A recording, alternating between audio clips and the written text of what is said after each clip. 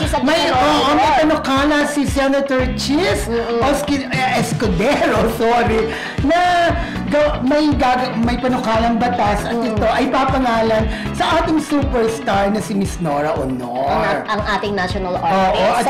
At ito ay tatawaging Nora Honor Act. Ito kasi, layunin nito na pasiglahin ang pelikula at magkaroon ng tax exemption sa mga gumagawa ng pelikula. Gusto rin mailunsad dito ang panukala ng Nora Honor Award for Film Excellence para sa mahusay na pagganap at magagandang pelikula.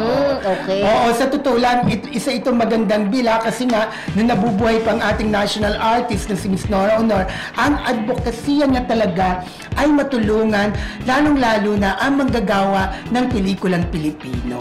Maganda yan. Ibiruin mo, di ba, kahit kumbaga in memory of the late national artist, di ba? Yes. Talagang binibigyan ng buhay ang legacy na kanyang naiwan. Correct. Di ba? I-check mo na.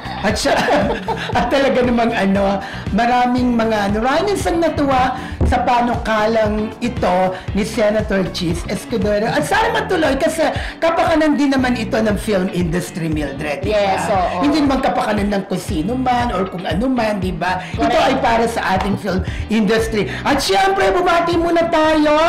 Binabati natin si Marcelita. Ayan. Marcelita ng UK, of course, sila Eva Bautista, sino pa ba si Carmen Dolalas na nasa Colorado. Correct. Tapos sino pa ba si Emily Gomez. Emily Gomez, hello. Blog official, Rachel Diestro. Mami Amores, di ba?